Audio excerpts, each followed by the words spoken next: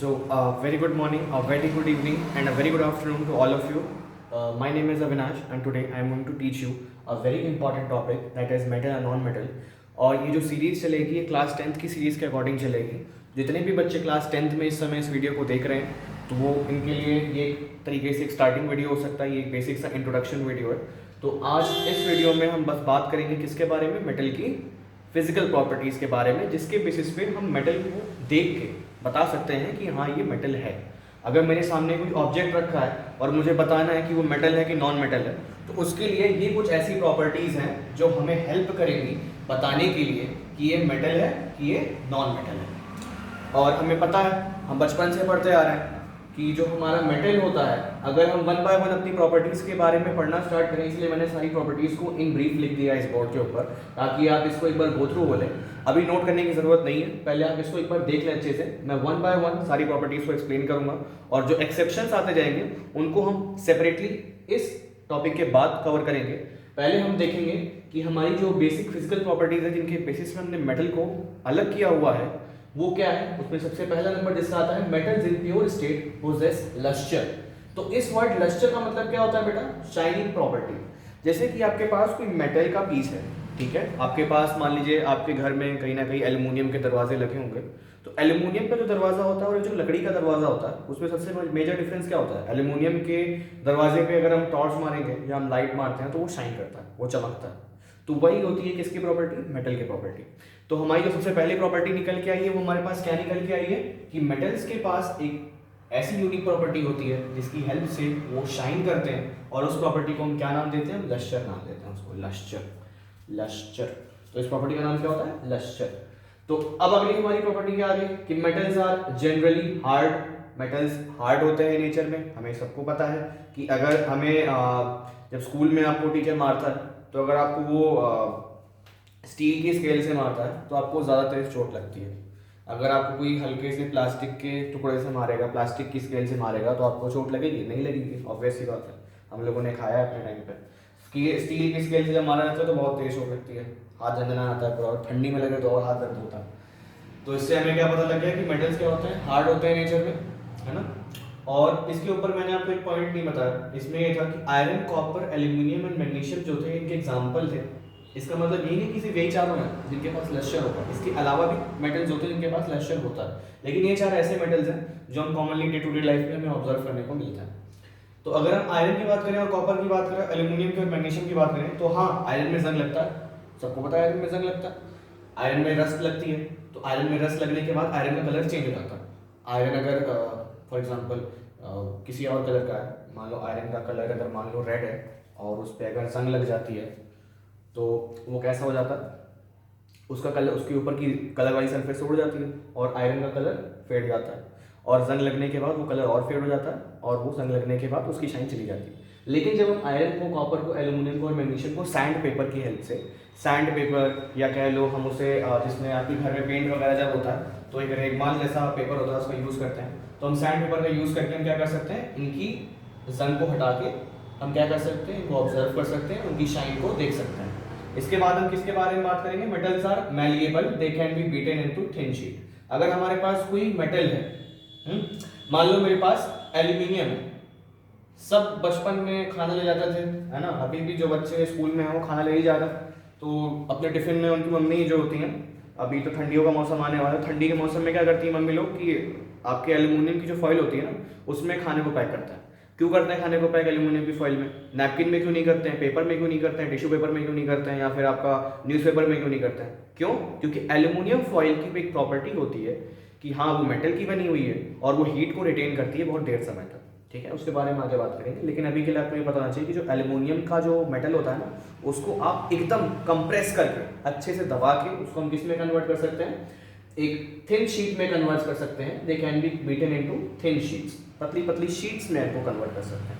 आपने एल्यूमिनियम की फॉइल सब जगह देखी होगी, आपको पता ही है. हम सब ने मिठाइयाँ खाई हैं, मिठाइयों के ऊपर सिल्वर की एक पतली सी परत होती है ना, वो तो बहुत पतली सी होती है. तो उससे हमें क्या पता लगता है कि सिल्वर को भी हम क्या कर सकते हैं? शीट में कन्वर्ट कर सकते हैं, जिसे हम चांदी का वर्क कहते हैं.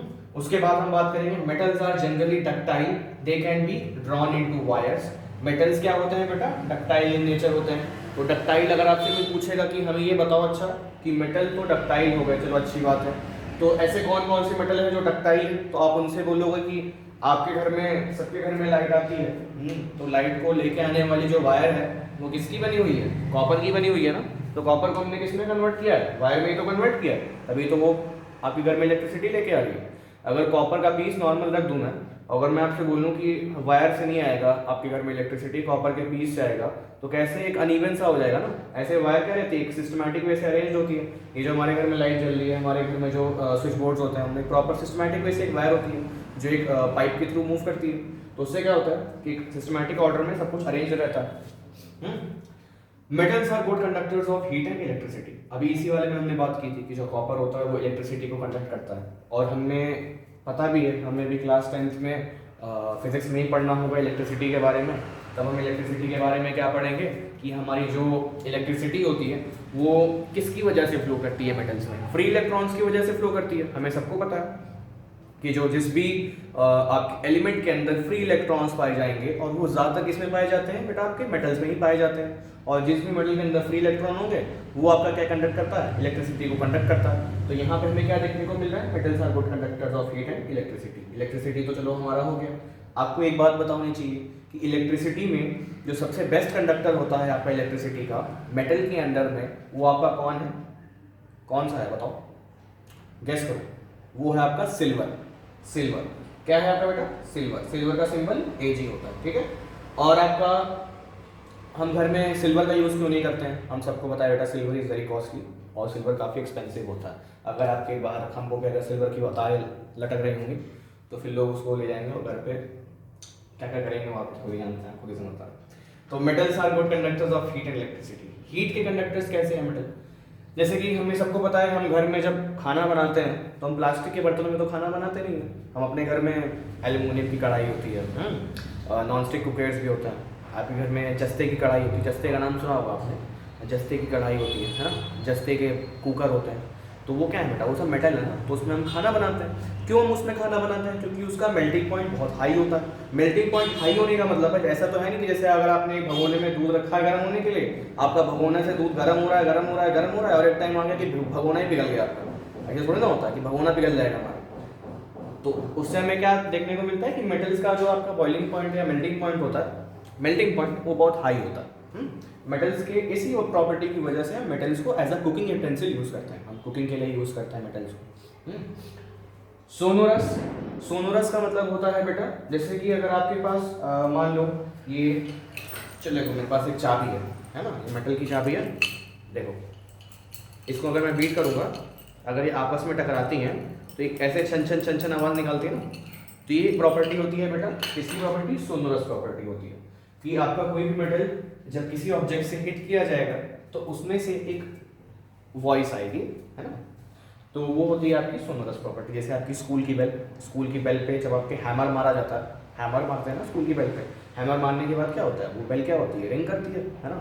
तो मेटल को मारने पे साउंड निकलता है। उसके बाद हमने क्या देखा, टेंसाइल स्ट्रेंथ देखी हमने। टेंसाइल स्ट्रेंथ का मतलब होता है जैसे आपने देखा होगा कि जो आपकी रोप्स होती हैं, जैसे मेटल की जो वायर्स होते हैं, वो किसी भी चीज़ को बहुत देर तक होल्ड करके रख सकती है। अगर मान लो मैंने एक साइड मेटल की वायर पकड़ी है, इतनी मोटी सी, मान लो मेरे पास कॉपर की वायर है, ठीक है, इतनी मोटी सी कॉपर की वायर, ठीक है, एक साइड से मैंने पकड़ी है, एक साइड से मेरे किसी बच्चे ने पकड़ी है, मेरे किसी दोस्त ने पकड़ी है, मेरे किसी रिलेटिव ने पकड़ी है, चलो किसी रिलेटिव ने पकड़ी, मैं खींच रहा हूँ, उधर से मेरा रिलेटिव खींच रहा है, मेरे अंदर ताकत ज़्यादा थी, मैंने खींच लिया, वो गिर गया। मॉरल ऑफ द स्टोरी कि रिलेटिव को हमेशा गिराते रहना चाहिए, नहीं तो वो आपको परेशान करेंगे।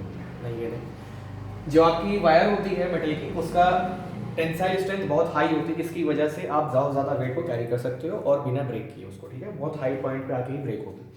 जब तक आप बाहुबली जैसी आपके अंदर स्ट्रेंथ नहीं, तब तक आप उसको ब्रेक नहीं कर सकते। टेंसाइल स्ट्रेंथ हो गई, हाई डेंसिटी हो गया। हाई डेंसिटी का मतलब क्या होता है बेटा कि मेटल्स बहुत टाइटली पैक्ड होते हैं ना। हमने क्लास 9th में चैप्टर 1 में पढ़ा था मैटर इन आवर सराउंडिंग, तो हमने पढ़ा था कि सॉलिड के जो पार्टिकल्स होते हैं वो काफ़ी टाइटली पैक्ड होते हैं, उनमें इंटरमॉलिक्यूलर स्पेस बिल्कुल नहीं होता है। तो इसी की वजह से सॉलिड को क्या होते हैं, बहुत डेंस होते हैं। सेम प्रॉपर्टी आपकी यहाँ लगेगी, क्यों लगेगी, क्योंकि मेटल आपका क्या है, सॉलिड इन नेचर होता है। तो मेटल की डेंसिटी क्या होती है, हाई होती है। लेकिन कुछ ऐसे मेटल भी होते हैं जिनकी डेंसिटी लो होती है, जैसे सोडियम, पोटेशियम, लिथियम, इन सब की क्या है, डेंसिटी बहुत कम होती है। क्यों कम होती है सोडियम, पोटेशियम और लिथियम की डेंसिटी कम?